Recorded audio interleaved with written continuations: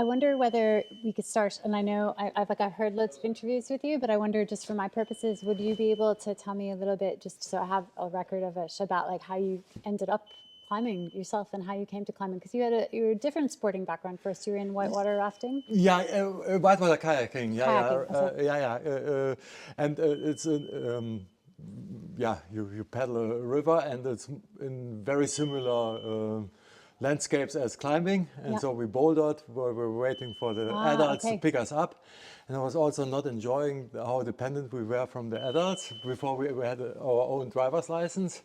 And it was a really authoritarian club, and so climbing for me was the activity where I would be on my own terms and could do whatever I wanted, and was not really so much about the sports, although that also played a role, but it was about the freedom and even the drug parts of it, But because at this part.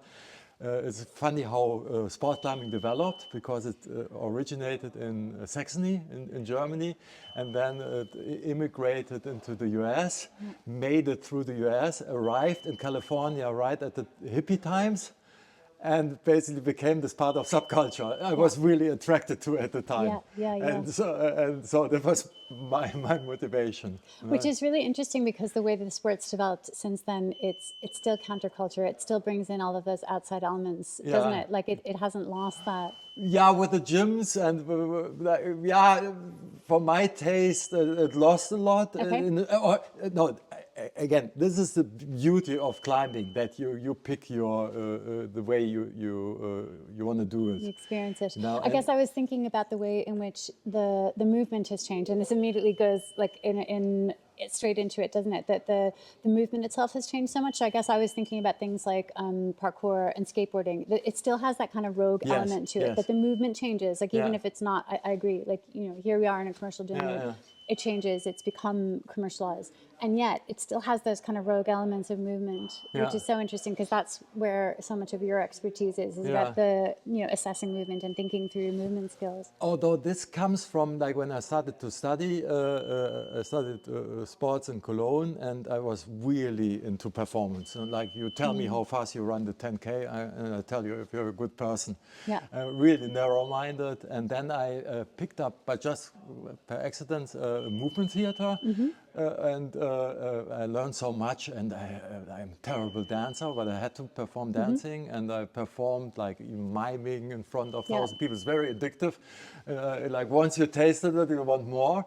And then through a fellow student, she had to quit a really successful circus program. And I took over, and I started the relationship with the kids with a lie. It's always a good idea. First thing they asked me, okay, Udo, can you ride a unicycle? And I'm, of course, like, oh my God. Now, I instantly knew that it was a lie, that it would be really difficult to follow up on. And then I got myself a unicycle. The next time I was in the States in a yard sale, and I practiced secretly. And then I showed the kids only once, so I was wobbly riding across the cycle. But what I wasn't aware of it at the time, but what I also practice is to coach something I'm by far the less skilled, the least skilled of. And this is like, I just talked with your coaches about this.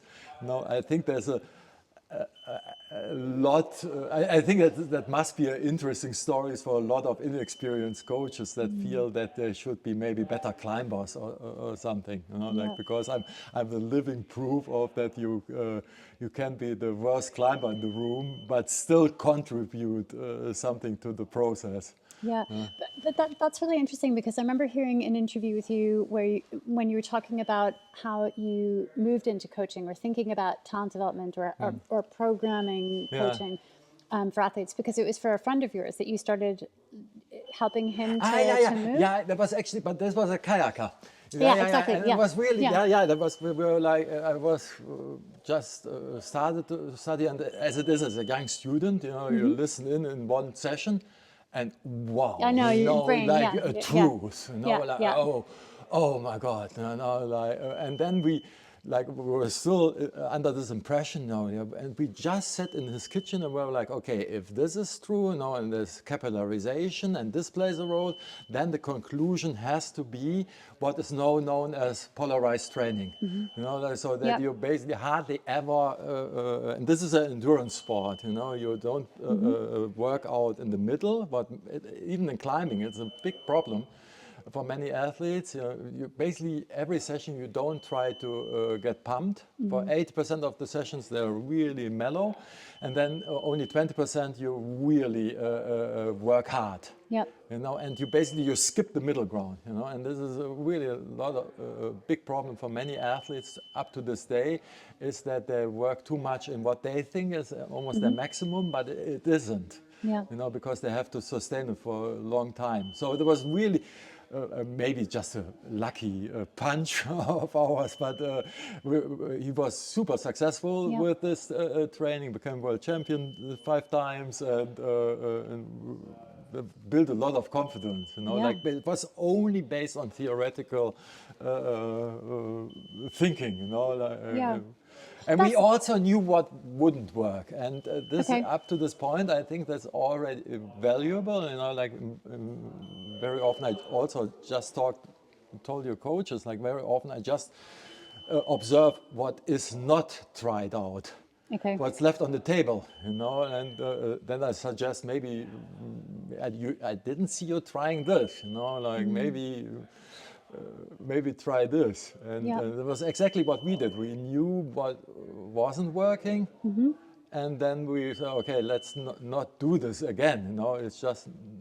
It's not getting any better by trying harder. But that takes a lot of observation, and that strikes me, like having watched you, working like with the athletes and the coaches over the last 2 days, like that takes a lot of cognitive power of observation to know what's not working and to say that, because I think a lot of times, and this came up with the coaching, say, of young kids, where you're advising them, but they like you were saying, they do the same thing again. They do this, they make the same mistake, they make the same mistake. So to actually be able to say this is not working at that age, if you're, your friend and yourself are young students, but you know it's not working, that takes a degree of. Although if I'm really honest, in my case, that comes from a fascination for crime.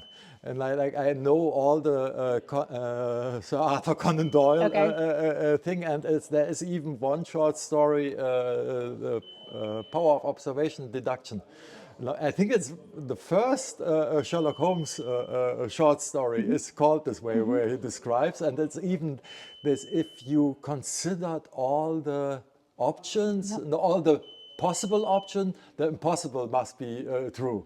And it's a little bit, and I was really fascinated by this. I'm still, I really like Jean le Carré. There's one book where he describes how he enters the room, and then they're all spies, and there's a whole sense of paranoia, and he.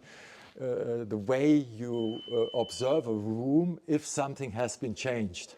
And from Australian Aborigines, they can look at the sand. They scan. Scan the sand, and then they know if an animal has crossed it. It's totally invisible if you don't have this level of thinking. And the cool part is that it's subconsciously, so you almost deliberately have to achieve a beginner's mind and not have any preconceptions of what you're trying to observe.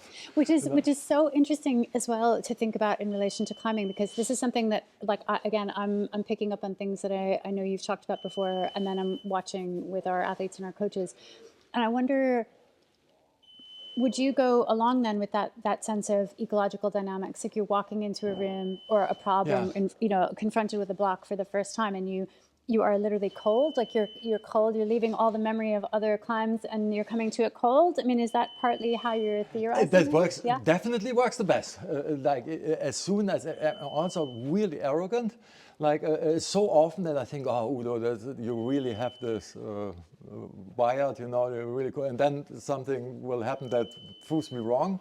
So I already know that I stumble really often over my arrogance. So it works for me the best if I have no clue and really have a beginner's mind. Honest, I don't even have to pretend. I'm like, And do you think then that how does that feed into your kind of theory of coaching? Because I'm really interested in this, because on the one hand you're talking about with your friend and who became world champion, you're doing this like approaching it very theoretically. So on the one hand you're obviously interested in this cognitive process of thinking it through abstractly, and then on the other you're very hands-on, you're very practical in your movement. So how did you feel that those two things came together when you started actually coaching, say, the German bouldering team?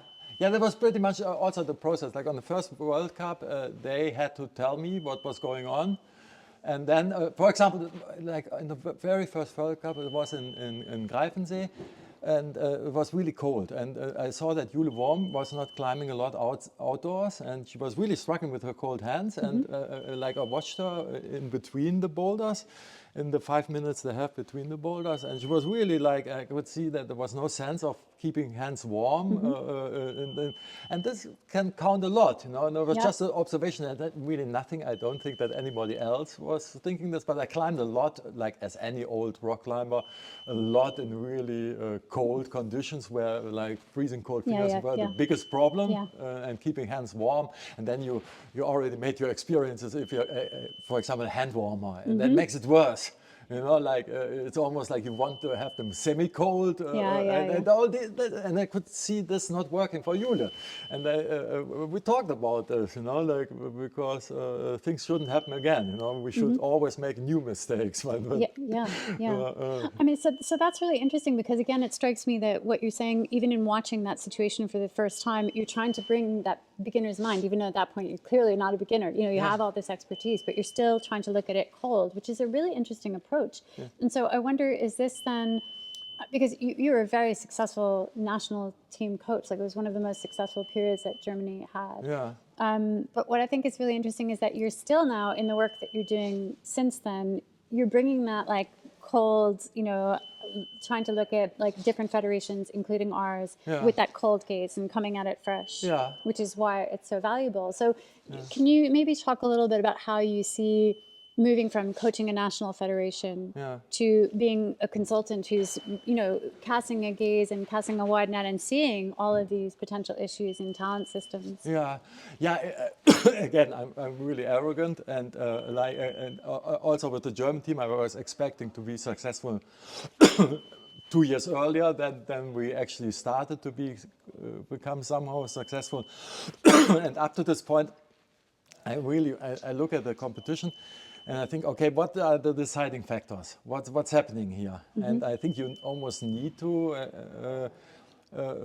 do it in a cold way. I don't know. I really love the expression, but I'm not really familiar with cold. It's basically without prior bias knowledge or emotion. Bias, trying to see I would think of it as trying to see flatly. Yeah, exactly. You know? And then you see, like one example would be, we just were talking about like the role of strength training nowadays. And the last boulder problem that really, or the last time that really the strongest climbers won was Dimitri Sharafutinov in 2011. And there was actually in Arco, there was one problem where it was fantastic, where it was really useful to be that strong. And since then, I haven't seen this. So in my mind, the climbing competitions don't hinge on physical, not even mobility. They don't hinge on physical mobility. It's just, it's almost like a ticket, you know, like everybody is about the same as a ticket. If you don't possess certain physical characteristics, you cannot play with the other kids. But apart from this, it doesn't make a difference, you know, because from my observations, I haven't seen this happening. So maybe we should focus on something else. I mean, I think this is really interesting too, then, because I mean, two things that I'd like to follow up on. One is that I think it's really interesting that you have that observation about, like, actually it took 2 years before we were as successful as I thought we were going to be. So what was it that you saw in the environment, even before that other kinds of external success, if you like, was coming? What was it that you saw in your environment that you were like, actually, this is success already? Like, what was successful in that environment? Yeah, I mean, even the results, for example, Jule Worm made podium, I think, on her third Boulder World Cup. You know, and then of course, if somebody is on the podium, you expect like eventually she move will up. win. Yeah. But this took a long time to. I mean, looking back, it wasn't such a long time, but for my I was not happy with things moving, and then there was a lot of issues. Happening, and success in my mind is that you see some kind of development. This is the success, you know, because you can win climbing competitions if the others are not climbing well. You know, it doesn't mean a thing. Absolutely. And do you think then, because it's also changed, the idea, I think, of talent development environments has changed radically, I think, in that period, even since you were coaching the German team, in the sense that it's become, again, the kind of more commercialized element. There are more academies, there are more schools, there are more, you know, these kind of like the training camps, these very intense things that happen all around the world now. It's developed very, very rapidly. I wonder, do you see that there are particular nations that you think they're doing it well? Or spaces, not even necessarily nations, but spaces or clubs that you think, yes, they're... Of course, Japan, that's obvious. Slovenia to a point. But regardless where you look, it's more the cultural factors, you know, like the culture around performance sports, you know, or maybe I'm sure that to a certain extent even climbing being an escape out of the rather rigid Japanese society plays a little role in this. They're also doing well in, like, they have really good skateboarders, really good surfers, you know, like, which is kind of surprising coming from such a society. And in other sports, I remember one time World Championships in football, and they were playing Belgium, the Japanese team, and they were totally dominating the Belgians. And like, they were playing better, and Belgium was one of the favorites of the tournament. And then at the 89th minute, one Belgium got, and they put a pass. I forgot how you call this. And like, if you basically like a really basic play, and Kevin, somebody scored, and the Belgians won and moved on, and they were just falling victim to their naivety, almost, like, and maybe they were really happy with dominating the game, but they didn't know how to win. And the same happened to them in climbing. Like, for a long time, we became aware that they're by far superior climbers in 2011 when Tsukuro won the World Cup in Canmore, and he's now the one of the best setters in the world. You know, the guy really knows how to climb, and when he won, it was like, okay. Let's see, but then it took them a while, and we always thought, again, because of their culture, is like, if you win, somebody else is feeling is sad, no? And for a long time that worked really nicely. Like, of course, it's a little bit tongue in cheek, you know. But we were like, okay, we don't care how superior Kokoro or these guys is. They will let you win, so we'll be fine. Because we don't hold this, we're not nice people like the Japanese, you know. We don't mind winning. And but then eventually they couldn't really ignore that they are by far better climbers, and they started to win, and the genie was out of the bottle. I mean, and I think that's something you hear a lot of people talking about, like, what is it that makes them so successful? I think it's interesting, we've talked about, like, the cultural elements there, that maybe it is the kind of cultural sense of responsibility you mentioned earlier, like in another conversation, or, you know, the fact that there are these traditions of martial arts and movement. Are there other things that you think are playing in other places, like Slovenia? Slovenia. But first of all, in Japan, really what played a huge role is Benny Hartmann. The German coach, you know, and he came into this job. At the beginning, he was just trying to be helpful for the Japanese climbers that had no support coming to Europe. And it was just like really just at the beginning, just taking care of them or helping them with logistics. You know? And then it grew from there, and then at one point he had an official role and was even paid. The Japanese don't really like to pay, and it's also in their federation. It's not that nice, how they. You would expect their coaches to live a much more glamorous life, that's surprising. as they should. No, they have a tiny office and really and a lot of struggle with the authority, with the other officials in the federation. But what Benny brought to the table is just a totally different point of view, and much more almost like the typical German speaking world, kind of directness. No sugarcoating, but then also the acceptance of the Japanese climbers to accept. Okay, he's just this bizarre character, like who apparently knows what he's talking about. He uses words and has ways that are really strange to us. But since he's such an exotic creature, we get away with it, and this worked tremendously well for them. I mean, I don't even know if they really appreciate it, and this has been even for Tony and the two Spanish coaches who went to China. Unfortunately, they got stuck during COVID times in China. It's a different story. But the first time that the Chinese climbers were climbing well in Meiringen, Tony told me, Udo, it's just about confidence. Like in their mind, the only thing that, like basically their job was to, okay, we are from Spain, we know what we are talking about, and I tell you, you're a good climber. And that made a huge difference, for the Chinese climbers to hear that they're good climbers from this other federation or other perspective. That is, and the same is, I know from Benny. He came out in isolation 2018, and he told Kai Harada, like, you're going to win. And then Kai Harada went out, and really, like, the way he performed, it was basically as if there was no gravity. There was one of the most impressive performances ever. There was basically a gravity-free room in which he climbed, and it was just by believing Benny, basically.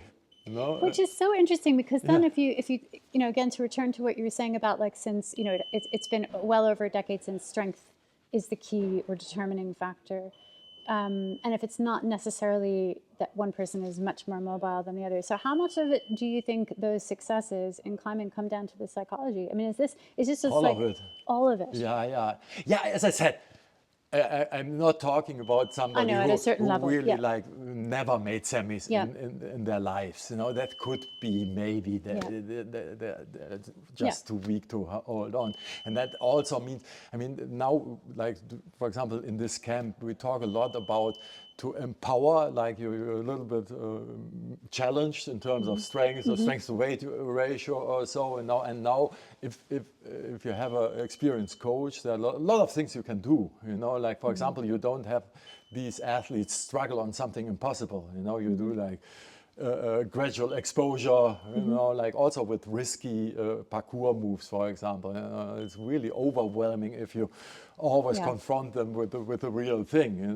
But if they just learn to hop on the ground, and ease into this, and this is often not really done in a good way. Like often, like people, like kids are not interested anymore because it's just too much for them to deal with. Is that because there's like the sense of physical education has changed so much that they're not exposed to those kind of risks in their environments? Is that part of it? Big part. Big part. I'm sure, like, if you would take like kids from the 50s, 60s, from any country, that you would find much higher level of physical literacy. I think a lot of yanyas. Like, I remember when I was in the playground, like, all the girls would be endlessly spinning around the bar. There's something you don't want to do as a boy.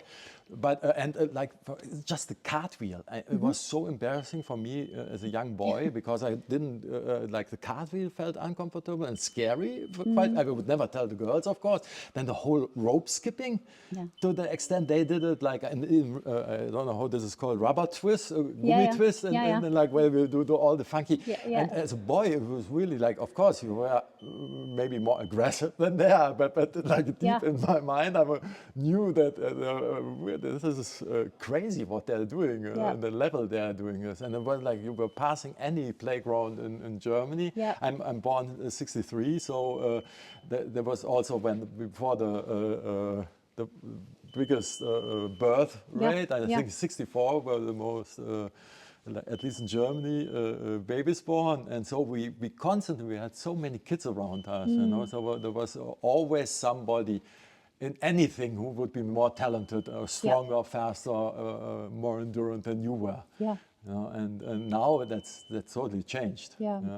Yeah, it's interesting. Like I would have grown up in New York in the 70s, and same, double Dutch. Like I mean, it was incredible. Like that's the whole playground. Everybody was doing like the skipping and the constant movement. But I often think back to things like metal climbing frames. You know, like now they would never put metal climbing frames with concrete floors. You know, no padding, nothing. Everybody's swinging upside down and the crazy thing is, nothing happens. Nothing happened. I was about to say, nobody if had you any look injuries, at organized sports, this is where the injuries. Adults yelling at kids. This is when bad things happen. Like when kids organize themselves, once in a while, you know, there was a lot of bleeding. But like the statistic-wise, you can climb the craziest trees, and statistically, you won't end up in hospital to the extent you would end up in organized football. Which is so interesting too, to think about then how that influences, like, again, talent development environments. If you think about like the way in which kids work together in environments, like I find this very interesting. Like I like to watch the way that, you know, even the athletes here, they begin to organize themselves, but also it's the social element of climbing still seems to me to be very much part of the practice. And not only do you get that, you know, in training sessions, but you see that even, I still like that idea that hopefully people are still sharing data, reading together. There's that kind of collective, cognitive, and social aspect of climbing that maybe mimics some of those earlier play spaces that we used to have, but are disappearing in some ways. So maybe this is why the sport is growing. I mean, when from your observations of, do you see major differences in the way in which the like younger kids, like say, I don't know, from youth B to youth A, like those kind of before they hit the senior level, do you see different ways in which those athletes have the kind of cognitive capacity now because they don't have those high risk environments? Or is it harder to expose them now, or? Yeah, I mean, of course, they really lack the experience of organizing their play of field of play. So that's really an issue, even on the highest level. I talked to a French coach, and even like on a really high level, this is really was like a little bit depressing almost. Okay. You know, like, and is that because they're looking to the coach to direct the they grow up in environments that are made for a certain purpose, and like even if you think about, like, even the pull-up bar is made to be pulled on. And of course you don't develop certain skills if you're like, even like, this is a fantastic gym. I mean, we would have killed to have something like this, but like, for example, dealing with cold hands. You never learn, and you will never learn in here, you know, and or prepare safe landing in a really. There's a really fantastic picture. It's not in the Ron Fawcett book, in the first Ron Fawcett book, but in one article I saw this, and he's the joy of soloing in the rain, and then it's also like one picture of him falling off, and you just see there was like crash pits were invented in '96 about, you know, and even like Fred Nicole, who was at this time by far the best boulderer, and he single-handedly he developed the Rockland. He developed he brought Waco tanks on a totally different level, and then he visited Magic Wood before the invention of crash pads, and he said, "Oh, okay, the boulders are fantastic here, but unfortunately you're going to die if you try any of that." So he never even considered to come back. And then crash pads got invented. Fred wasn't really remembering that this would be an opportunity for him to go to Magic Wood. Next time he goes to Magic Wood, okay, no, with crash pads is actually a paradise for bouldering. But that, on the flip side, is of course, if you grew up with crash pads and bouldering for you is only with crash pads, then how do you deal with not having crash pads? You know, and you see some people like really don't even have the landing mechanics to like when Ron Fawcett did Careless Talk. He even jumped down a boulder, which was really freak. Like already not to be taken away is like really scary without crash pads, you know. And now they stack the crash pads, but I mean, like you can imagine what a fantastic jumper and lander and faller he was. Absolutely. There's an Irish climber named Ricky Bell who's from the north, and he did they call it a high ball, but it's actually like a route called Long Runs the Fox, and it's never been repeated because nobody has ever since then had the nerve to stick it, to actually try it. I mean, if it was bolted, people would go do it, but like literally he's the only person who's ever done it, and probably it will never be repeated. Which is interesting, that kind of risk mentality. I guess I wonder too about how like these were seniors that you were working with mostly in the German context, or were there youth climbers as well in that mix? So there was the whole range. No, and actually, like a lot of these. I mean, not the who's junior now. That was after my time, but a lot of the others. And I actually, in some cases, even I even remember conversations we had. You know, like, for example, with the girls, that how much it pays to throw yourself behind your first attempt, you know, and give it all on the first attempt, you know, and that ways what a big factor that is, and how successful you can be, you know, if you just manage to do that as a girl, you know. And now she's been picking the fruits of this conversation. You know, like, that's really interesting. And if you look at this time, like in 2015, Germany was at the EYCs really successful. Like we had a really good youth program, really engaged coaches, and who did a fantastic job. And do you think that was because it was like coherent all the way down through the system? Like, would you have been working with the athletes, the seniors and the youth teams, been working together at any point? Were the coaches like all kind of meeting and having conversations? How did that? No, exactly not. And it was even worse. Like the first time I went to a coach meeting for the German Alpine Club, the most time was spent with the adult coaches and the youth coaches arguing, because the adult coaches at the time, the lead coach, blamed them for telling him how fantastic these kids were, but in fact they were not. You know, and then like a waste of his energy, you know, and so there was really toxic atmosphere for them, and there was a huge part because because of the circus program, you know, I really go differently about these things, and if you really want kids' full engagement, you need other kids, you know, like it's impossible. I see this so many times. I mean, it's just human nature. If I'm as an old guy, I'm with this young athlete, and I tell you, look, you really should and like, but then he or she sees somebody like peer, with, you know, then what's the word? She not associates, she identifies with, you know, that. Then you see a different person. You just basically, you talk. It was really frustrating. Then she's from the side of her eyes, she sees another girl doing this thing. She just told you very eloquently how impossible this is, what you're asking of her, you know. And then she jumps back on the wall and does this, you know. Really no blame. I would do the same. You know, and so there's really, like, in my mind, it doesn't make sense on any level to be like, I mean, there's very often nowadays that parents think their genius kids should be just around other genius kids, and every kid that has lesser ability at the moment, I mean, we're talking in some cases before puberty, which basically means nothing. And then what a, this is such a strange view on things from my perspective. Is that, I think so too. I mean, I think it's interesting because I guess you would think that from the research in other sports that like if you have mixed abilities and the kids bring each other on, there's that kind of sense of everybody's kind of at different levels, but there's a sense of progression across the board.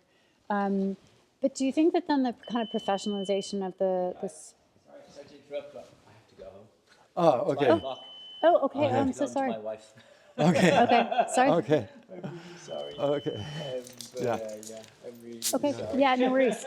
We can do this in the car? Or? Yeah. Back in a very beautiful Where were we? car park. Well, I think talking about we were talking. Actually, I've completely lost my train of thought from where we were. You right need before. your laptop or? No, I'm okay. I think I'm okay because yeah. I think we've kind of. I can remember the questions visually. On the thing. I think that's what I was asking you about. Actually, was how it's become so much more professionalized, like the whole culture of talent development. And I wonder whether you think, say, the Olympics happening has kind of added to that. Is that like the added thing now of everybody is chasing this Olympic sport, so therefore the pathways, it becomes like this kind of hyper competitive. Yeah, certainly in a way, but I would almost argue like I don't even know if anything positive came out of this. Like I don't see anybody who really cares about talent development so much, like or even long-term participation of sports. Yeah. I really don't see this. I see all the mountaineering federations being rather ill-prepared for the task, because they're like, if you think about it, the mountaineering federation is taking care of mountaineering, and these are adults. There is no, fortunately, there is no record of a 12-year-old who was the youngest person who ever did Everest, on top of Everest. And so I think like pedagogy or so, like every thing that cares about child development is really not interesting to them at all. And these commercial programs, they're commercial programs. Yeah.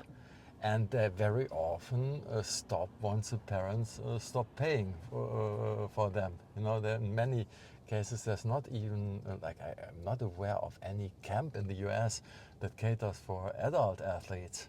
They're basically left to their own device. If they make some money with their sport, they maybe can afford some one-on-one coaching, but then again they lack the experience of being in a team, and this is why like even the USA Climbing, they were really not successful at all. They had some fantastic talents like Alex Puccio, for example, but they Alex, I know for sure that she had to care about everything herself. If she wouldn't find a sponsor, she's not the best person to find a sponsor, and especially to sustain this relationship. So it was really hard for her. Like basically every World Cup she was traveling to, she had to pay for herself. She had to do all the planning, and then it's a huge disadvantage for her. And even up to this day, even now, USA Climbing is really struggling to provide the funding for all the athletes, although many of the athletes can make any finals. So it's this, and it's the nations or the federations like France that really have where this is really a thing, that they really care. The ministry is called Jeunesse et Sport. So it's basically the notion that sport is good for character development, and the same in the Anglo-Saxon, especially in the UK with Outward Bound, in Ireland, I get the same impression. It's valued, so it's a good thing for young human being to go out into the wilderness and solve problems and get themselves into trouble and get out of it, but in the capitalistic viewpoint that almost doesn't make sense. There's no money really in this, because it's also, if you think about it, like per definition means that you basically at the end of your life you oh, what a rich life I had, because somebody took me under their wings or was part of a program, and I started to climb, and so I started to travel, and I made new friends, and so. But this was a long time before like any payment. There won't be any payments later. So it doesn't follow a capitalistic logic at all. And can I ask you though, because that strikes me as really interesting, that what you're saying about that there tend to be only academies or programs for youth. Because then I wonder about, is it also being driven in your mind by parents? Because this is something we talk about a lot in the Irish context, about whether, because we're not a successful climbing nation in that sense. We don't podium. We haven't had that kind of thing happen, except in ice climbing, which is, we have a very successful ice climber.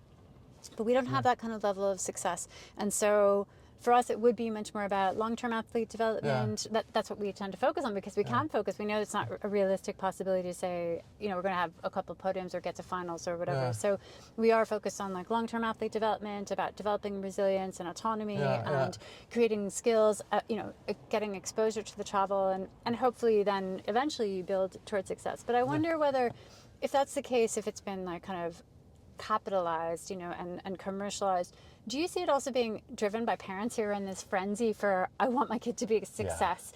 How much of it is that? A lot. And again, the nations, then I would really say, not in Slovenia. You can come from whatever background. Certainly in France, that's probably the best country in this respect. That is really, you can, like Oriane, for example, was discovered in one of these French summer camps.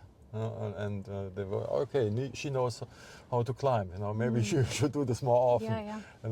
With the parents having no connection to climbing at all. And now they're supporting her a lot. But it's really, like, especially in the States, it's only driven by parents. And then if you look at it from the talent development point of view, and it's devastating.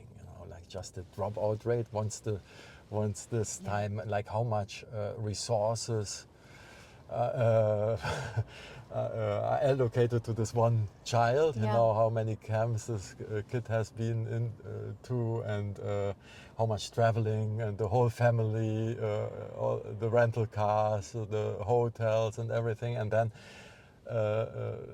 It's incredible how expensive some of these young athletes are. And for us in Germany, it's also like, this is the one good thing about the German Alpine Club, that we it was the ground-laying decision of ours that we the purse of the parents should never play a role. And I remember at one point there were the French had the world championships, youth world championships, on the other side of the world in French Guiana. No, is it? No, it's not French Guiana. No, it's not. No, I mean the island, like in the Pacific Ocean, island near Tonga. Like basically the part of the world where it's the most expensive to get to. And then we had a long discussion if we could support this morally, and then one of the youth coaches suggested, just make the calculation, and it came out that basically for our kids to attend these world championships would basically not allow them to do any other international competition. And then we were, okay, this is not a decision. And then no German kid went. Okay, interesting. No, because we never allowed that.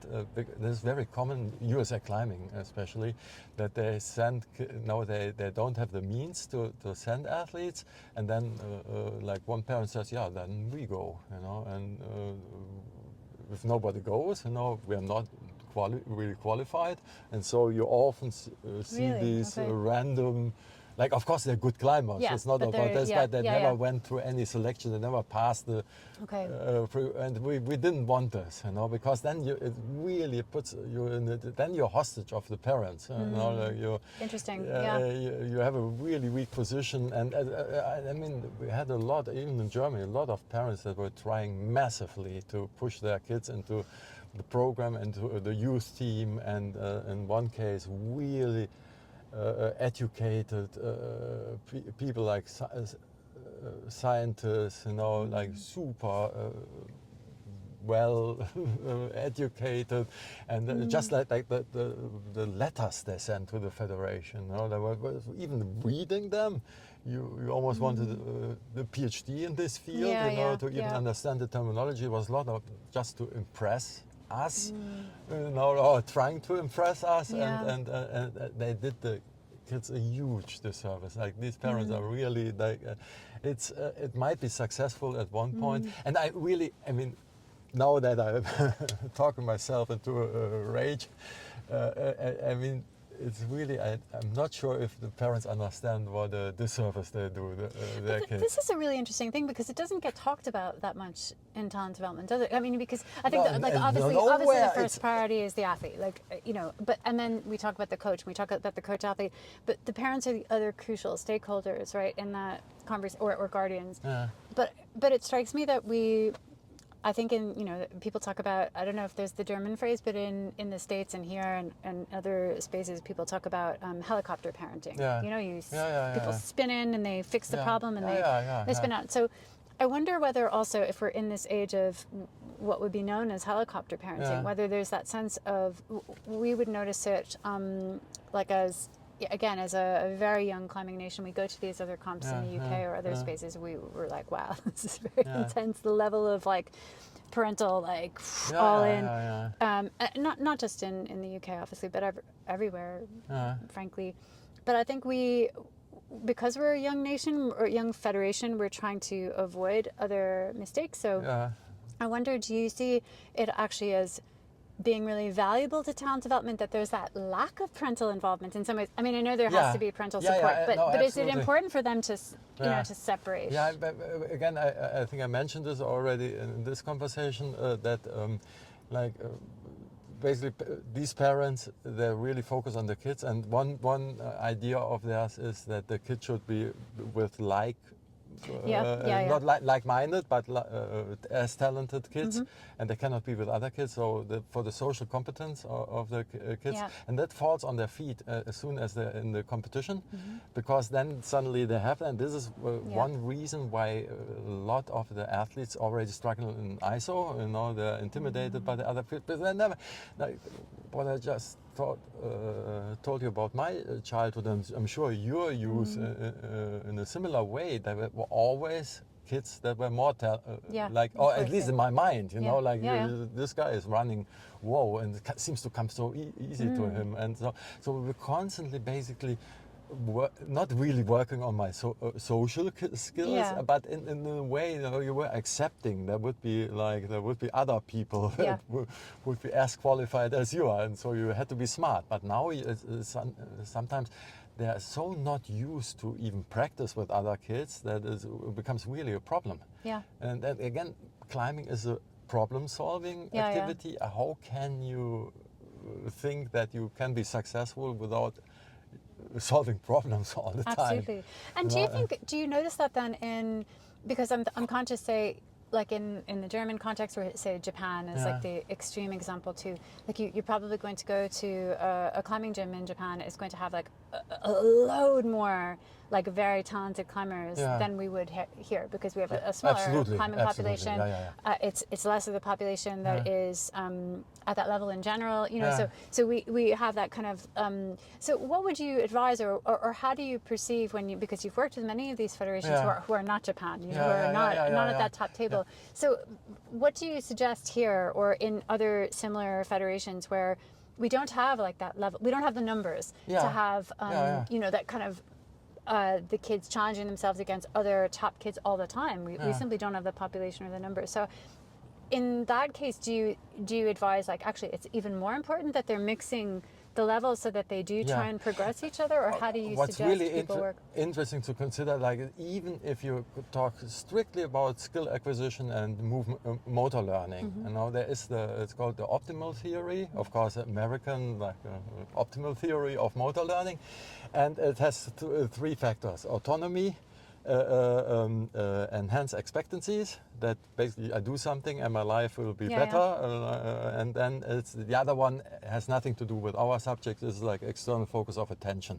You know but that like at the beginning of our conversation we talked about like scanning situational awareness basically, you know, and if you take these two factors like autonomy and then enhance expectancy, this also goes along with like self-efficacy, and all this is absolutely necessary for motor learning. And like if you have a very authoritarian top-down style of coaching, you're not improving the autonomy or the perceived autonomy. You know, it's even called autonomy support. Yeah. So that you deliberately like, okay, you can make this. I mean, nothing can happen, or it's not dangerous. So why not leave this decision to the kid or to the athlete? You know? And so even from this point of view, it makes sense. You know, and then. Like autonomy is also like the kids playing together, like as what we said with the injuries. Like as soon as an adult is involved, the kid will not follow their own instinct, which makes them much more careful, like and not maybe risking anything, you know, because they have to be in their comfort zone. And you know these kids. I mean, you get an eye for the kids that are not used to this, to really like danger management, risk management. Risk management, you know, like in skateboarding, for example. This is the number one skill. It's very risky, and you can potentially break, and people break their bones. All the time, but it's self-organized, and you can get a skill. There are lots of skateboarders. They had some injuries, but now they can do crazy stuff. And the same with like outdoor bouldering. They know where to put the pads, and this is absolutely necessary. So again, helicopter parents ultimately, I would almost blame them for caring more about themselves and about their importance they play in the life of their kids than it's actually about the kids. Honestly, I mean, it sounds terrible, but this is really what I'm thinking. Well, I think that's interesting, because then it does come back to that problem again of like the external, like that externalized idea of success, as opposed to what a successful talent development environment actually looks like. Because then if you're always basing it on, like, I don't know, the prestige a parent might perceive as being attached to whatever outcome they perceive as being success, as opposed to what would actually produce a successful athlete in the long term. You know, this is something I wonder about as well, because like I was looking at the IFSC, the numbers of, again, just doing very quick data analysis of the age at which athletes podium at senior level. So I find this very interesting too, because, you know, for a long time here, the attitude was we focus on long-term athlete development. So we're trying to build resilience and autonomy, those things we've already talked about, but that means you're peaking later, you know, you're coming to it later. But what's interesting is that in both male and female categories, the age at which people are, you know, achieving success, it's getting lower and lower. Which is scary, because I would hope that climbing could learn from sports like gymnastics and avoid those kind of massive issues. So what do you do then, like as a federation, like, because our attitude has been try and look to the long term, but now you really see 16-year-olds on the podium. And also the Olympics unfortunately really made this worse. You know, like just an example, I also already mentioned skateboarding, and on the skateboarding female podium. Was she 15 or 14? Yeah, exactly. I mean, in gymnastics, the poor gymnasts, you know, like they were, like the North Koreans had to fake the ID of the passports of the kids to make them younger over decades, you know, and the Chinese, you know, it was really notorious. There would be like this to make them older, you know, for the uneven bar, you know. At one point they even dropped the uneven bar, so only like really, really tiny girls could do certain tricks, Yeah. and then with the support of Red Bull, and so suddenly it's okay to have an Olympic champion with 13, and it's really like in terms of like I guess it's also like every kilogram more makes a fall more serious. You know, so with 30 kilos, you're fine to fall on hard ground. With 35 kilos, it's already more Higher of a problem. risk, With 50 kilos, you're totally out of. You can't take these falls. You know, and then also all the dads have skate parks, and this is really. I mean, this is. If I'm honest, for me, the Olympic Games is an advertising platform, is a commercial platform, and shouldn't be taken. I mean, I understand, of course, all the glamour, blah blah blah, the prestige associated, but this would be really foolish. Also, I mean, you have to think about survivorship bias a lot, you know, because even if you look at the statistics, you know, like what about all the kids that don't show up, absolutely. And there are lots of careers, and this is one thing we can offer in climbing is that okay, competitions didn't work for you.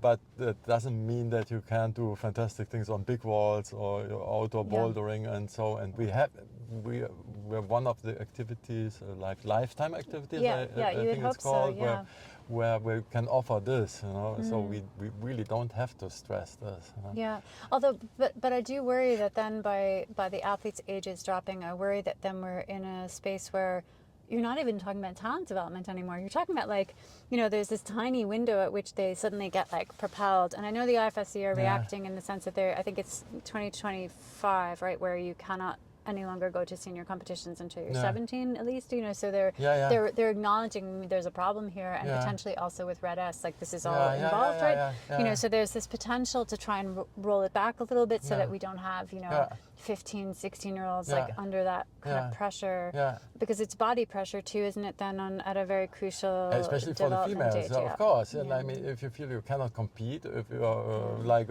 what is associated with being a woman, you know, like, and if I'm like just 2 years ago I was a stick figure, and life was fantastic. I was really strong, and now this is terrible, you know, to send this message, and but it's a little bit depressing. Like in my mind, there was this one lead World Cup last year in Innsbruck, where the podium was actually the old guys. You know, it was I like remember. it was It was Alex, exciting. Jakob, but they were already saying.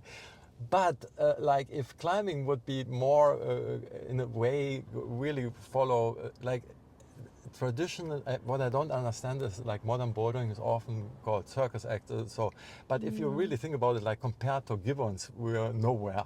You know, like what is climbing really? Like often people talk about climbing, and it's the steep limestone climbing of the 80s that started in the 80s. You know, so this is proper climbing. But jumping around and doing movement riddles is not climbing, you know. And if could get away also with the setting, and I think the boulder setting is like for example last season, even the lead setting is doing really well in this regard. There are lots of movement riddles, and then it's like experience counts a lot. And your physical abilities, of course, they have to be at a certain level, but they're not like, it's not like if you're above 35 kilos, you cannot play with us. And, which is great, because I think, again, that comes back to what we talked about right at the very beginning, but then it's your cognitive capacity to analyze, to respond, you know, to have this mental chess ability on the wall, and then to apply that physically. It kind of brings us back to that idea that we started out with, that you're scanning, you know, what do you do in the new environment? What do you do in front of the new thing that you've never seen before? And how are you able to process? Which would suggest that then you're back to like much older fashioned ideas about talent development, that it has to be about the athlete autonomy in this space, learning how to cope in the environment, right? So I would hope that climbing moves into this direction. Remains to be seen. But also like a lot of the things we talked about is just like general how our societies went. You know, like, and again, like if we talk talent development, are we talking about a 16-year-old youth world champion, or are we talking about an even 25-year-old adult world champion? Exactly. You know, like, and like even like early specialization. Like it's very often Yeah. that this is also something in the States is really No, like it's very pushed, if you're hired as a climbing coach and you dare to do yoga, the parents will be really upset. Yeah. I had this happening to me. I went to for a camp. I was hired to do a camp, and then they just hired a new coach who was also a fantastic yoga coach.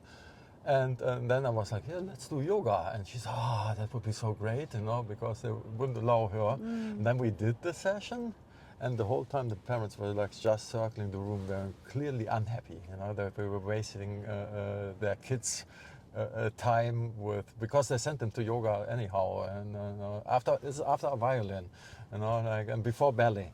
No, yeah. But again, but isn't that interesting? Because then it suggests that's actually having, like, the way the social aspect of the way we live is actually having such a massive impact. And I think it's like you were saying, the parents are doing a disservice to the children then, because if you're so overscheduled and you're so overblocked, then there's no free play. There's no time for that cognitive development and that play to happen. That's so important to allow any of those skills to develop. I really blame capitalism. Sorry, I mean for that. Just the whole notion. I mean, you know, like game theory, and there is what we are doing is a zero-sum game. So if there's a winner, there has to be a loser. Yeah. I mean, this is not how kids play. They play infinite games. You know, they play games. They play for the sake of playing. Yeah. And actually, and this is another thing that parents often don't seem to understand, or they ignore this. Very often is active ignoring this, that kids up to a certain age, before puberty, kids are actually not really interested in competing.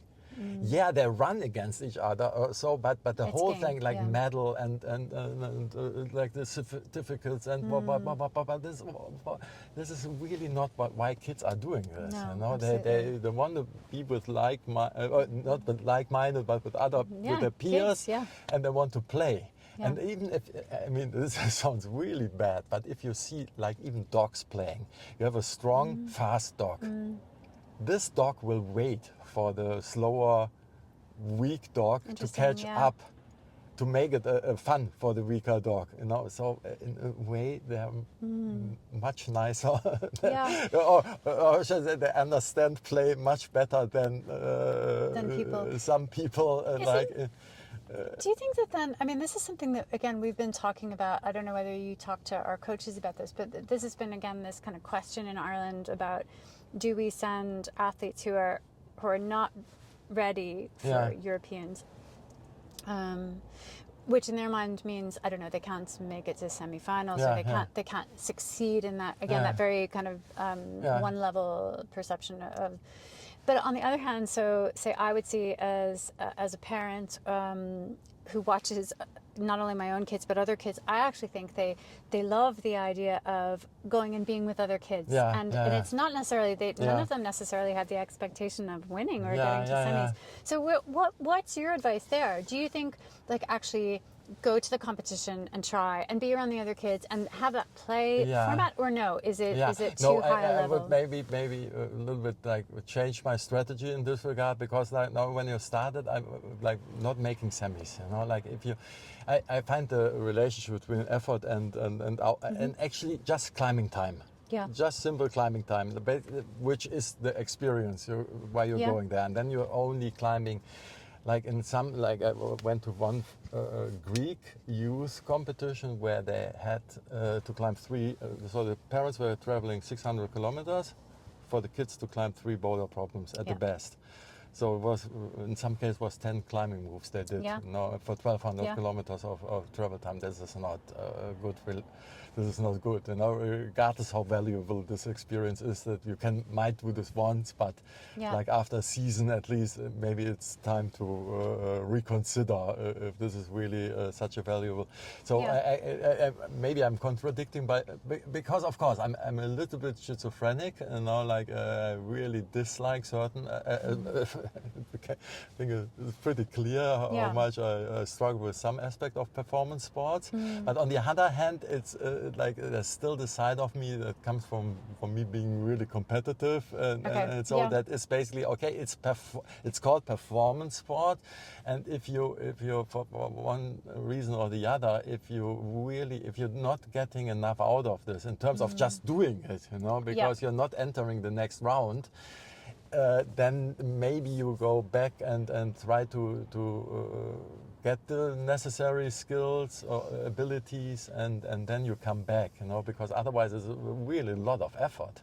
It's a lot of effort. I mean, but this strikes me about some federations that, like, you look at the results, and I think it's really interesting because there are some federations with their youth categories who are clearly choosing to fill their quota every single time, and they might be last or second last every single time, but it's obviously a strategy, and it's something I'm really curious about, like, and I look for evidence. There's nothing yet in climbing in the research, but I wonder, how does that affect if you're a federation and you're going, all the kids are losing again, but they're clearly getting enough out of it as a federation or as a team or something. I wonder, what is the strategy there? On the other hand, then you have countries who have a much bigger squad. They're selecting for individual comps because they're so competitive. I wonder where the balance lies there in talent development, like which is better, essentially, or is there a middle ground to be found? But I think you should play to your strengths still. Like, for example, in Ireland, like, you can do a lot in the UK without too much effort, and you do. Yeah, we do. And you should do, and they have a good, very competitive. Things are well organized, and so you would do this and do a lot of experiences there. Also, I like in terms of, I think often if they're just participating, which is totally fine, but maybe also the coaches, maybe you have to think about, are we into participation sports, which is totally okay, or are we into performance sports? But if we are into performance sports, we have to learn how to perform. And we go to this one. Like, I think maybe this season is such a season for you. Like you might go to some events, like some of your climbers really show up at World Cups. Like semis, maybe not very likely. But then you want to make sure that next year they're better prepared. There's progress. In one way, there's progress. Absolutely. There's development. And if there's not, then you're in the participation, which again, no shame about this. But then maybe you should put your effort. Then you could enjoy yourself maybe a bit more and truly embracing, there would be more outdoor climbing, absolutely, in nice areas, trips to Fontainebleau, and people would still become better climbers.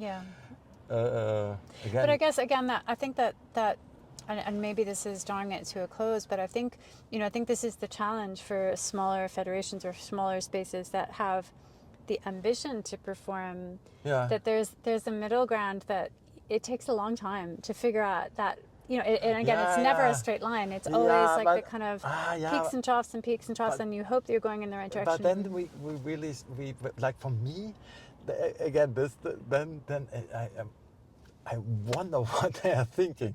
Like, for me, that this is really where at the beginning, when we talked about the detective stories and about the beginner's mind, and I like in some cases, in some nations and federations, I really wonder what they're doing. Like in some cases, and they're lovely people, lovely coaches, competent coaches in a way. But then you see the athletes climbing, and it's clear that they are so anxious, that there's such a high level. There's for some reason or the other. Now, in one case, it's a country that's economically not doing well, since it is always considered like a little island. Also, that's just like for the last couple of decades, that Ireland is doing okay, but traditionally Ireland is poor, and so parents maybe focus on like economic. That their kids do better economically, And so maybe non-professional sports that don't offer like a lot of income to the kids are not taken seriously and not supportive, you know. And this is, for example, the case. Or like you even mentioned this, that there's some issues with insurances.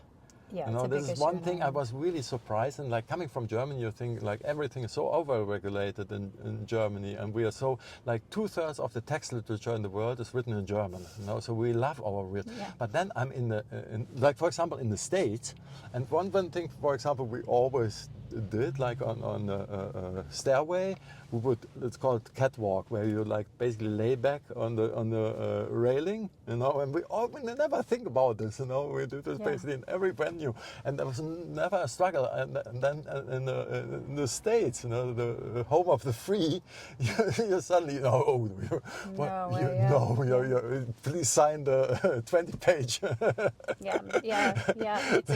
disclaimer, you know. And this, of course, this is can't do anything about this, but then also that undermines, then it's clearly okay, maybe we really cannot compete. For example, in Slovenia, that's not a consideration, no? Like which goes back to that whole thing about the culture of risk management and then the exposure and the kind of the capitalization and also just the kind of capital management of all of those kinds of risks. So, like for example in the States, like if you get it wrong, you're broken for life, you know, if you make a mistake in this regard, and the parents can sue you. Same. That would be the same here. And in Germany we don't have this to this extent. Of course, there's neglect or so, but we like also, like, this is another thing. Like after the Second World War, there were a lot of things that this wouldn't happen again. So, for example, teachers have a lot of autonomy, you know. So it's really hard, like compared to the States, for example, like parents can't fire a teacher. You know, that's unheard of. Like whereas I once sat on the plane next to the English teacher of the year from the previous year, who just got fired because she went to the Scorsese film, the Jesus film, Scorsese film, and she had all the signatures of the parents except one. Oh my goodness. And these parents got her removed from the school, and now she was unemployed, and she was in the U.S. English teacher of the year. Now that would be impossible in Germany, because like the thinking is that individuals shouldn't possess so much that power. I mean, again, I think that's really interesting, because it suggests that we need to be very careful here, because we do have that kind of litigious culture has come into Ireland very strongly.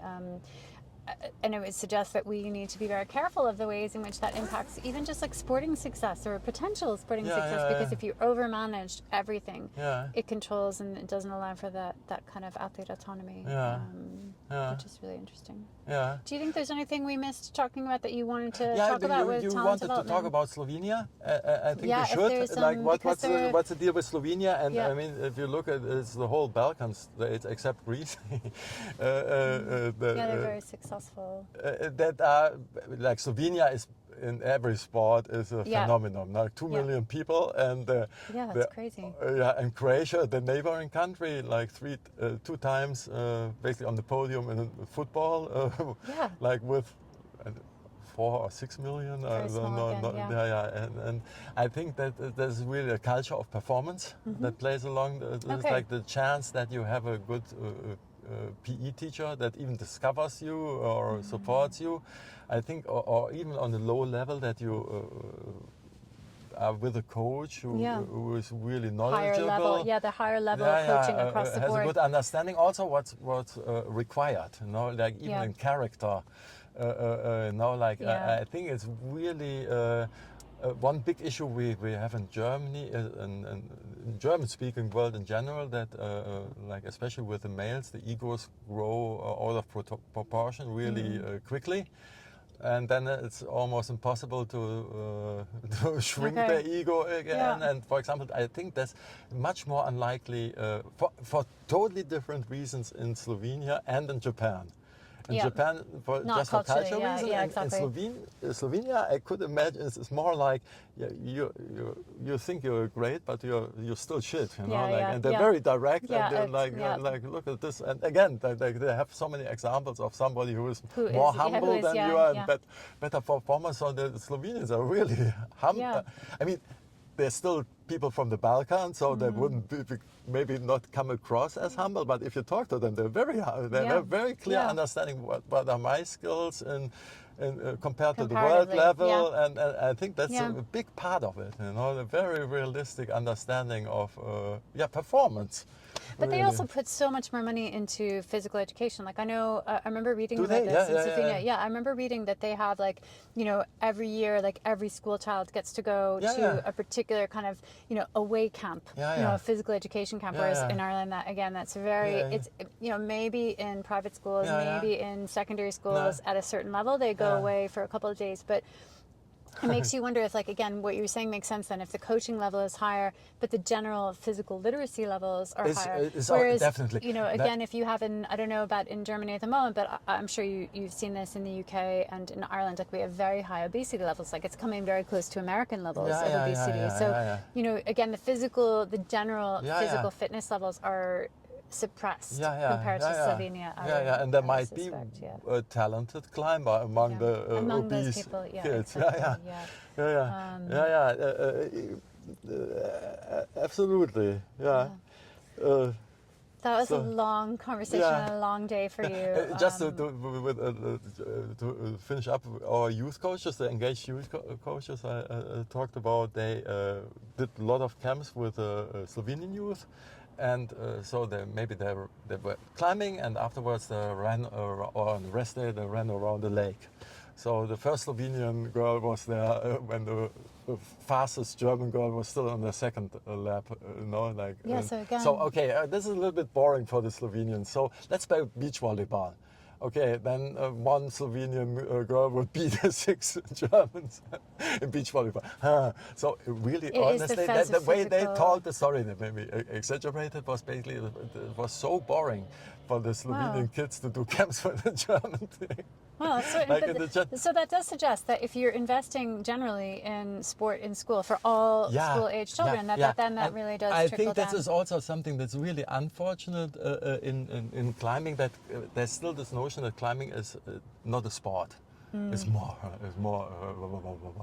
This is really couldn't be further. Like Janja tried out tennis.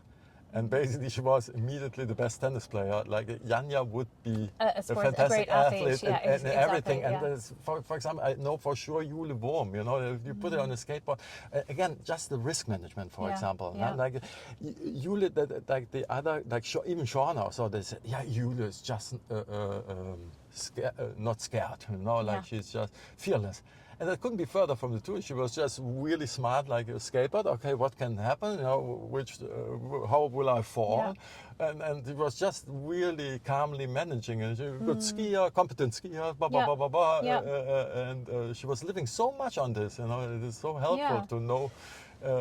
And never out of she's really, and you would ask you, would you do this? And then she was, oh no, actually I'm not so keen, to fall on the back of my head, and then but another thing that seems really risky from the outside, or no problem, because really, if you think about it, nothing can happen. Just a competent mover. But it also makes me wonder then, if you have those competencies as in movement or agility. So you're a Janja Garnbret, and you're going to be a strong athlete regardless. But is there another thing that then, and this is something I'm really interested in the research, is then is there another kind of cognitive or perceptual ability that actually accelerates them into being the elite athletes they are? That if you have that extra thing that is your perceptual ability to manage risk. I mean, you certainly know like for example, the younger siblings tend to be the more successful because they have the older there are always stronger siblings around that they have to compete with, and that makes statistically most of the younger, isn't it, like even Serena, like that's Venus right, is the older sister, older and slightly less successful. And you see, so this comes into place. And for example, going back to Jule, she's the older sibling, and also divorced parents, that can also play like all those family where you dynamics, come from. yeah. Super important. And then also when she got interested in climbing, she had a poster of Anna Stör over her bed, and that was basically the main crux for her to compete against her idol. Yeah. And this like the stayed like this For a long time. that was it was like the biggest thing. So these things are so much more. Like at the beginning when you asked how much is mental, I included all of these aspects. And as soon as you were saying that actually about her with the poster on the over the bed, I was thinking that's all of our climbers, or I imagine all of the smaller federations going to the competition. Absolutely. That's identifying all those other climbers. Absolutely, absolutely. They meet their idols, and they already lost in isolation before it even starts. They already I already mentioned this quote. I really love this quote from long distance runner. Like when I'm racing, my mind is troubled. Who will be second? Who will be third? And this is somebody like Anna, for example. 10 years ago, she really had this going for her. Belief, It was really, and Shauna made such that it was basically when she was at the most successful. It was so full respect for Shauna, But when she went with her umbrella, like really, so everybody was rushing on the mat, and Shauna like really walked really slowly. Then everybody had to wait, like a little bit of a diva. And this was when she was her most successful, like this. And of course, you have to. But again, Shauna has. I don't know how many, lots of siblings. That's right. I remember having a big family. 9 siblings. I think she's also youngest. No, I forgot. I think you're right. But anyhow, like her, it's again her social skills are just in this context. Like dealing with. People of her age, older, younger, negotiating things, drawing boundaries. Making her point. So interesting.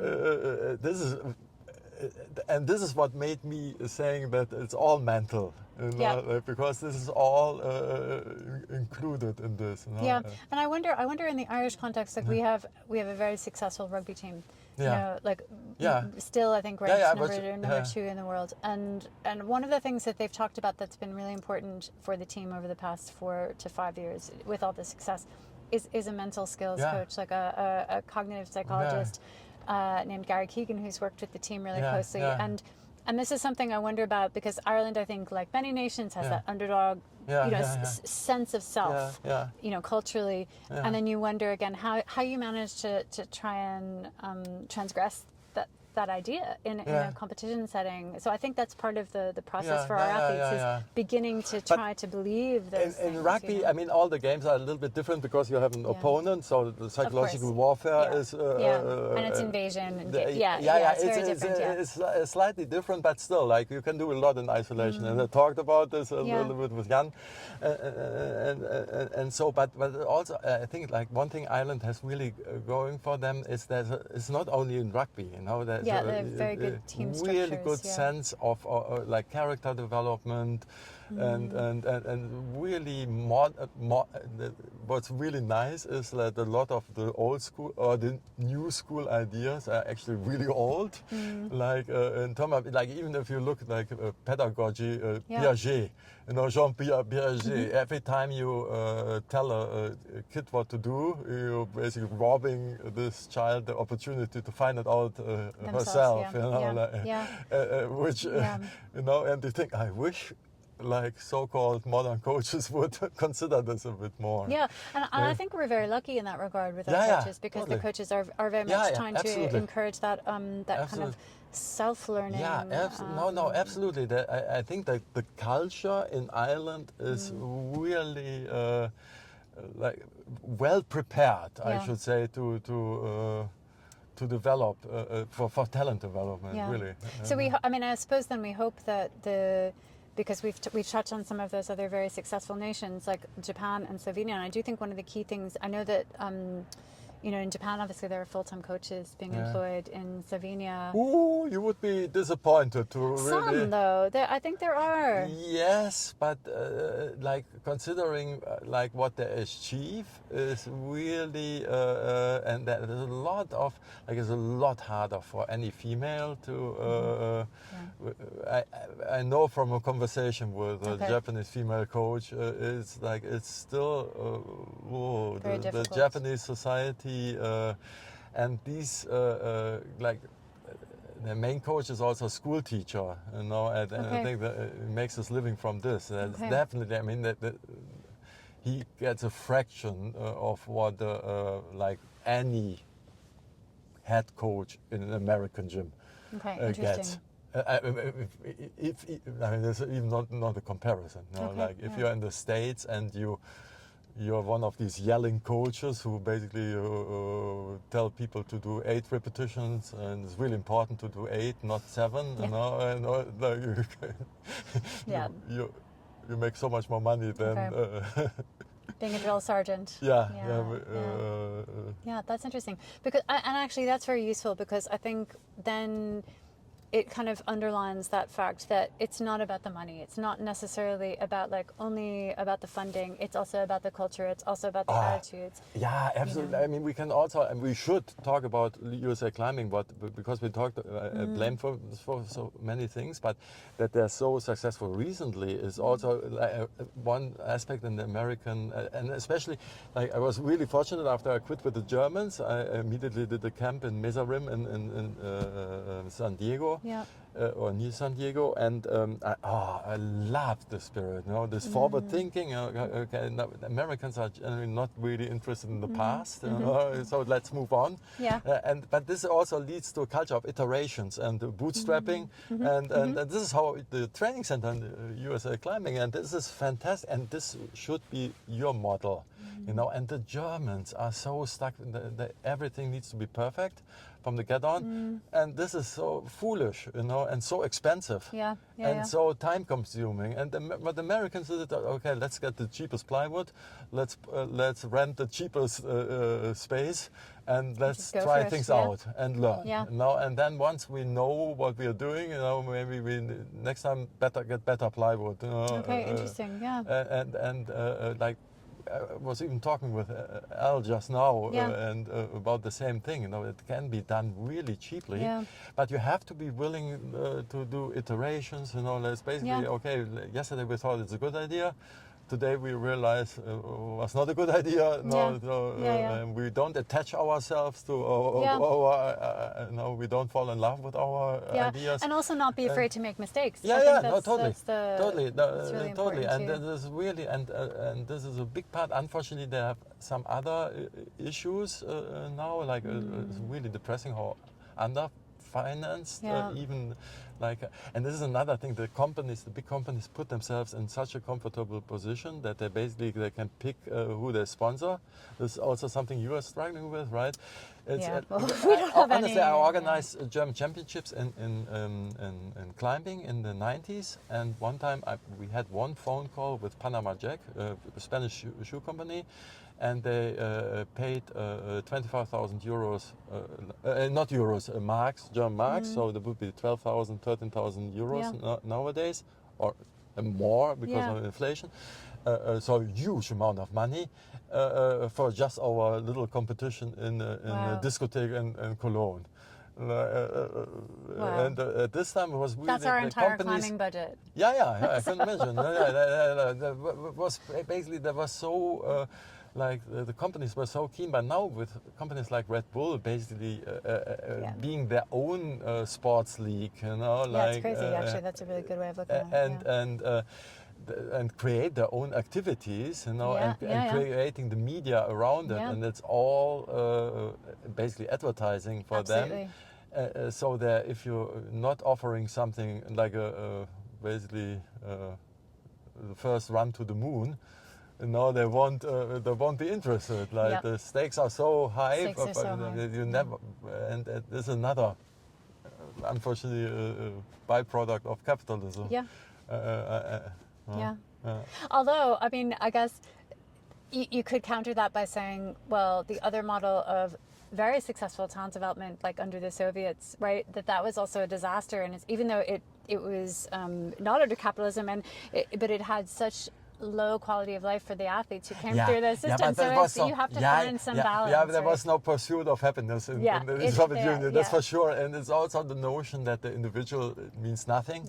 In our society, is much more important. The system, I just recently I watched because in every dance company in the world there is a Russian dancer, and there was one ballet coach, and he said, in some dance cultures, there is the idea that you can get away as a ballet coach without beating the kids. You know, like, how is this going to work? How absurd is this? How can you create a good dancer without physical punishment? You know, like, what a crazy concept. I was thinking, okay, this. Like, I remember when they interviewed Nadia Comaneci. Because I was with a girl from Iceland who was like a fanatical gymnast. And we also met in the gymnast hall. I was at the World Championships in Rotterdam, where she wrote her master thesis about emotional regulation in gymnasts, and she did all the interviews with the coaches. Of course, all the Eastern Bloc was lying, you know, and it's a different story.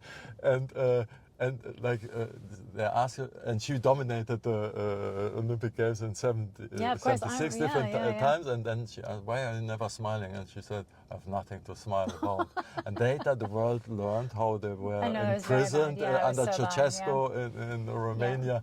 And of course, this is a totally different view on people. On talent development. But it's interesting because that's actually always in my head, because I remember they made a movie about Nadia Comaneci in the States when I was, I don't know, it was in the 80s, so I was like 10 or something. But I remember it really stood out to me because it was very, it was very dramatic, and a lot of the expose, and of course because of the era that it was, they played up the fact that she left and came to the States, which is, the perfect place in the movie. But it was very interesting because it was that kind of exposure of that kind of rigorous talent system that didn't consider the individual, and it was so troubled. She was, she had such a hard time. So it's very interesting, like you think about how maybe we have progressed, but then you hope that this kind of level of parental, like push for success doesn't become that whole, replicate that model in a way of creating miserable children who are pursuing, It's kind of an interesting thing. I honestly think you can be really successful in climbing and still look into the mirror and not be ashamed of yourself. You know, like, and I absolutely. No, I'm absolutely positive. You know, like if you look, for example, at Jakob Schubert, regardless what you think of him, but this is like a very autonomous individual. Like he's in charge of every aspect of his life. Like he went through a lot of, like he had to keep up with the modern he's climbing. adapted. He adapted fantastically, but of course it was with enormous struggles. Like I think he was desperate for. Like any World Cup where Japanese climbers climb circles around him, especially in bouldering, he's probably like,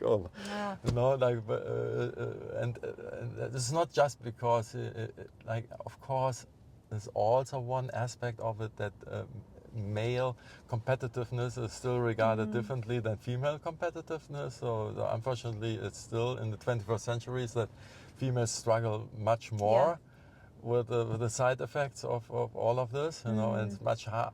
Like somehow it's even like I'm told really often by young female athletes that they look at boys groups and they would, I wish that could be like this with my girlfriends, but it's not happening.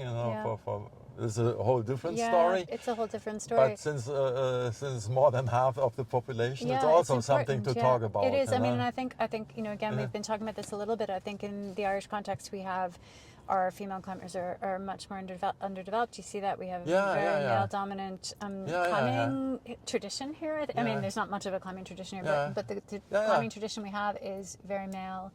And so it's really it's very troubling. to try to figure out why has that not been addressed in the coaching, you know, even like our, and I know it's because our general level of coaching is, you know, we don't have enough coaches that are at a high level, so we're still working on trying to achieve that.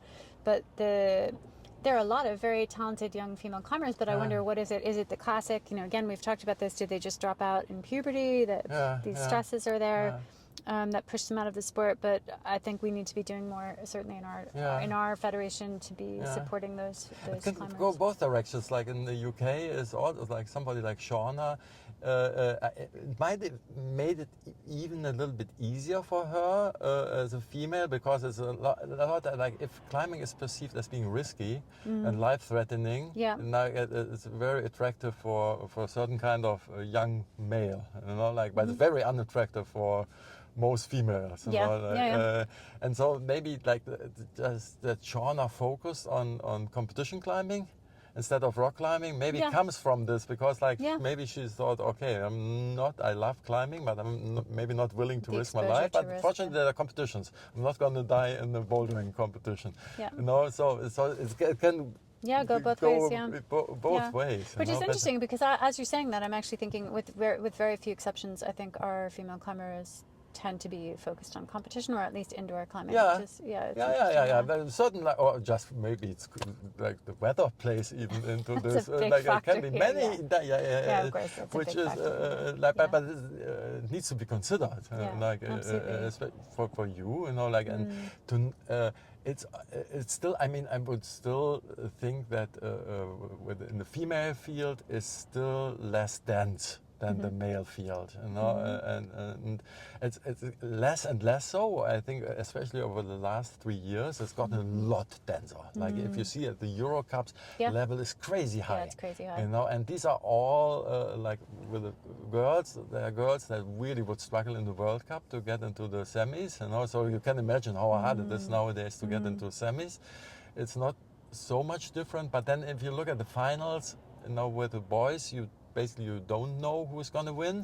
Everybody can win. With the girls, you get an idea. You know, like it would be really a surprise if it's not Janja, Natalia, and a handful of others. You know, should they be in the finals? And so for the program, for its perceived success, you know, to not have females is just, you're making it hard on yourself, you know, if you're not taking care of that. You have like 50-50 ratio. There's and it's also a little bit of a challenge. I think you should attack, you know, because it tells you also a little bit about the attractiveness of your program, a little bit, you know, like why are they not interested so much? Well, I think there actually is the interest, but they're not getting selected. So what's happening? It's a kind of curious it could be even something that you cannot do anything about it, like what I said about this not so wealthy European country, that the parents of, especially of girls, think, okay, there's no future in this. That I have heard,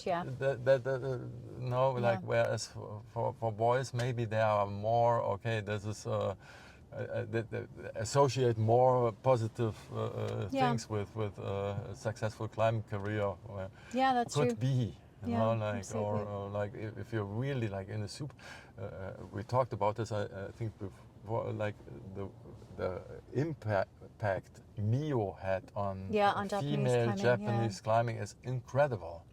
And we have a really heartwarming footage from 2014 when Akio won the overall World Cup, and she was sitting hand in hand with Mio. She was the older sister of Mio, you know, like, but Akio ticked much more boxes of traditional females in Japan, which is really restrictive. It is, The world is not your oyster as a Japanese female, and or your options are really limited. But then Mio came and broke those with barriers. A little more openly competitive attitude, more boyish, super physical, super strong climbing style, and that opened opportunity for other girls. And you really crazy how much impact she had. You know? Yeah.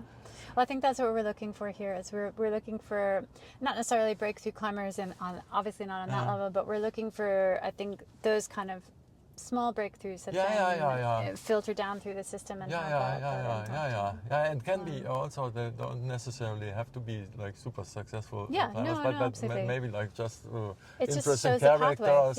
I think it's just about trying to, from our point of view, I think it's just about trying to establish a pathway. Actually, this is the pathway, you know, and I think this is often like when we talked about just participating. I think also for the kids, because they look at the coaches, and if there is no pathway, if they're not really guiding where is this leading to, then it's really hard for a young person to they want to okay, what are we doing next? Yeah, exactly. Where is and this there's no leading next. to? There is no next at the moment. I think that's where our system has a lot of gaps, which I imagine is but the you case.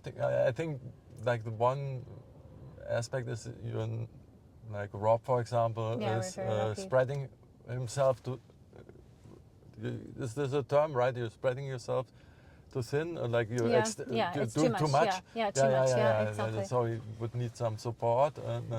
But just like from his personality, I think it's fantastic. You know, I'm sure that like when the athletes are in ISO with him, like there's a lot of trust and also no doubt of his competence. We're very lucky in that regard. And this is really important. And I think some of the smaller nations like Ireland, federations, that often they are lacking such a personality. You know? So their coaches will be really tense and timid in isolation, and then it's like, and then basically all the training plans they're getting is it's just a copy, and you would be surprised on to what level it's just copy paste. Okay. You know, there are known coaches in the climbing world that are masters in Excel, but they never had any original ideas in their entire coaching life. Really.